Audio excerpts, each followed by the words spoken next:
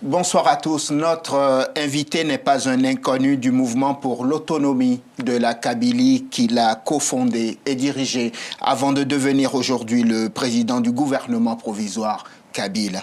Ferhat Mehni, bonsoir. Bonsoir. Merci d'avoir accepté notre invitation. Avant d'évoquer les raisons pour lesquelles nous vous avons invité dans cette émission, je voudrais d'abord parler d'actualité avec vous. Il y a quelques jours, le gouvernement algérien a annoncé avoir opéré une importante saisie d'armes lors d'opérations antiterroristes dans les montagnes de Kabylie. Est-ce que cette opération a quelque chose à voir avec la lutte que vous menez?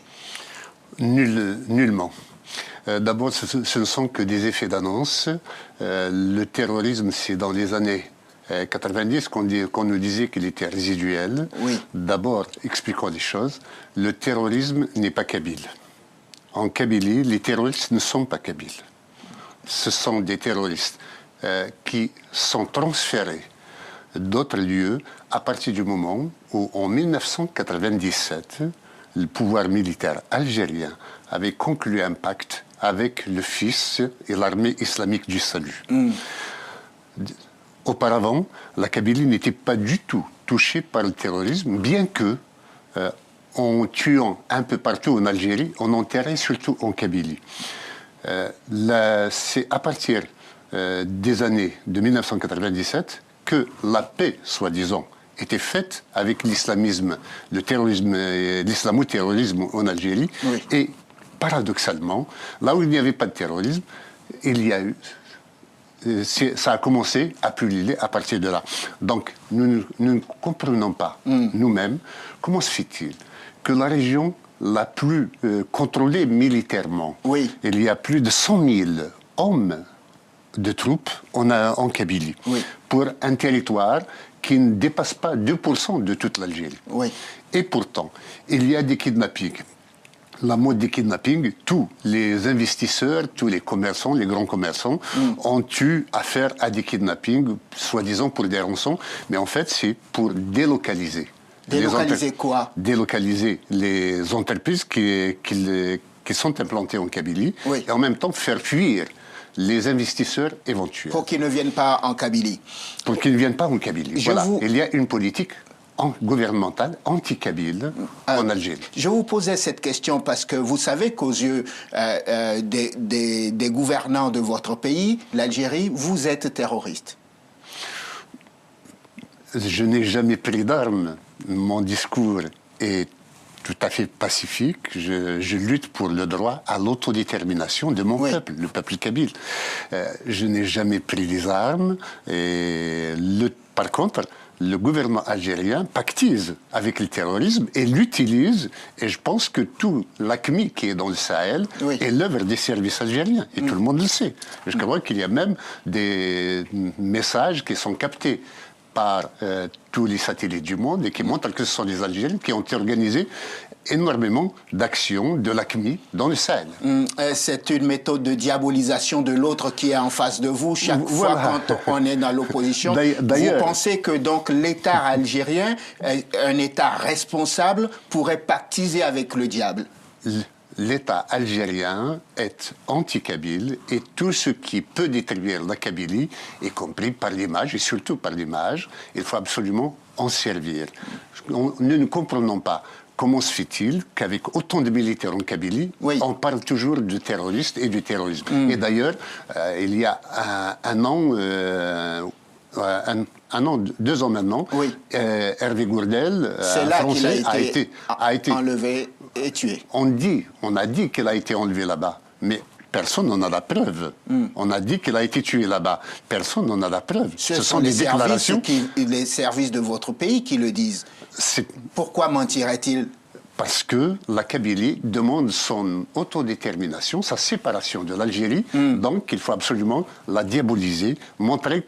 D'abord, on a commencé 1 mois auparavant à assassiner en Kabylie le joueur le plus aimé de l'équipe de la JSK, qui est un Camerounais, pour monter l'Afrique contre la Kabylie.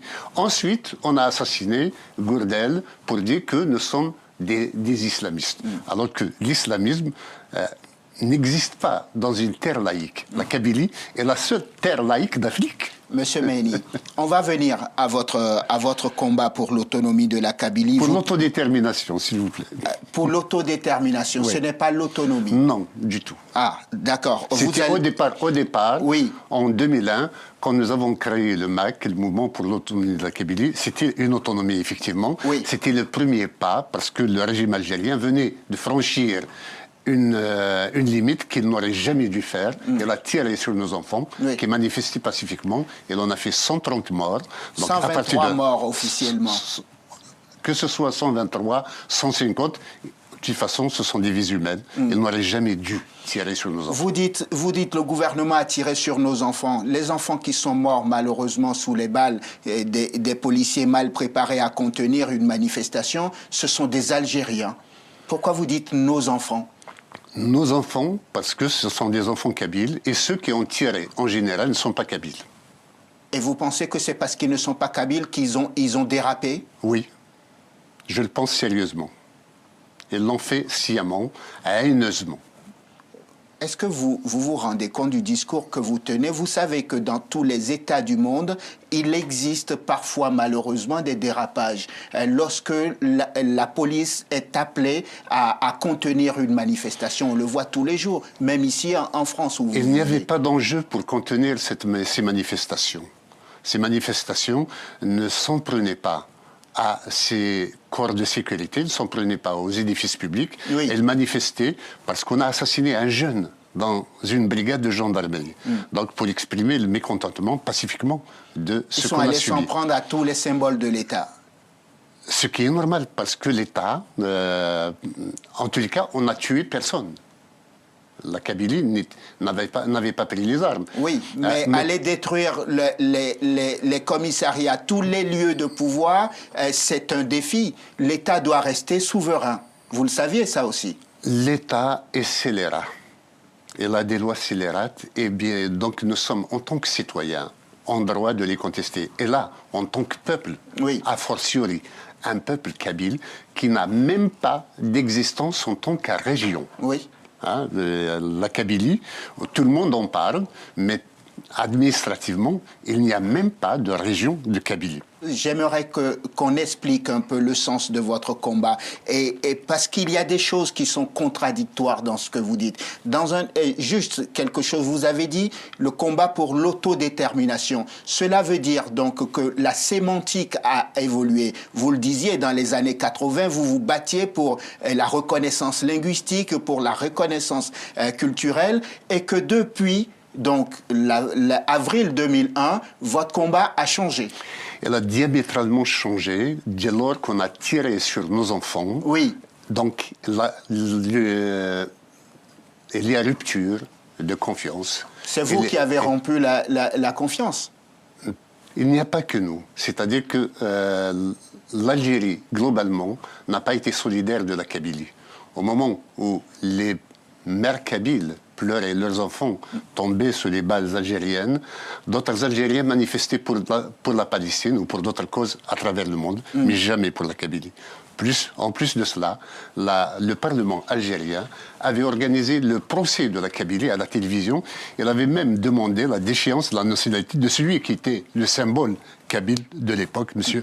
Hossein Ahmed, décédé en décembre dernier.